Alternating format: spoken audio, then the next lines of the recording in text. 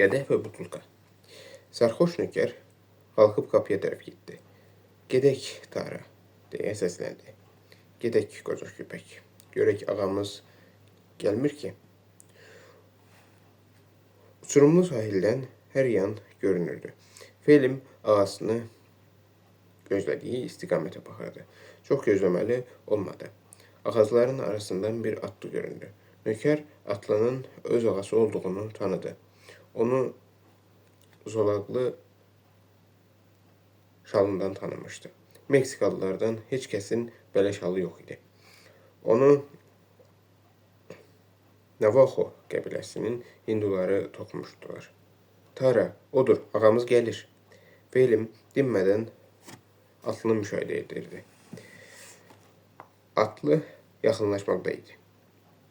Ya Məryəm, deyə Felim qışqırdı. Onun fikri nədir? Bizimlə zarafat etmək istəyir.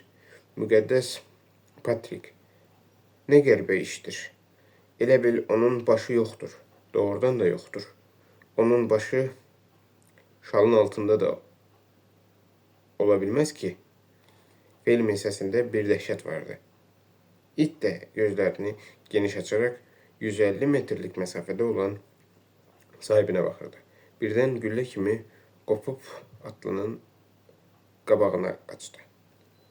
Qaça-qaça qulaqbatırıcı bir səslə zingildəyirdi.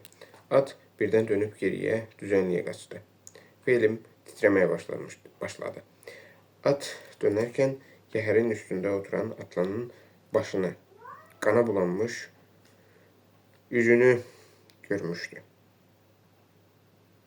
Baş adamın çiyinləri üstündə deyil, atlının əlində, yəhərin qabaq qaşının üstündə idi.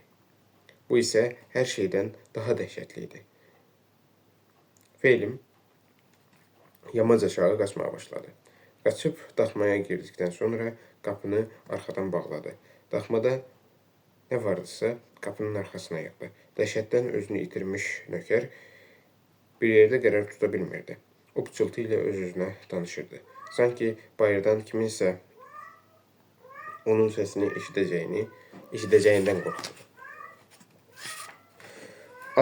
Ah, deyə köksünü ötürdü. Bu atlı mənim ağam ola bilməz. Bəs onda bu nə idi? Axı o şeylər hamısı onun idi. Onun atı, zolaqlı şalı, pələng dərisindən uzun boğaz çəkmələr. Birdən gözü viski şüşəsinə sataşdı. Az sonra döşəməyə zərələnmiş Felim nəinki şahid olduğu mənzərənin dəhşətini, heç öz varlığını belə dərk etmirdi.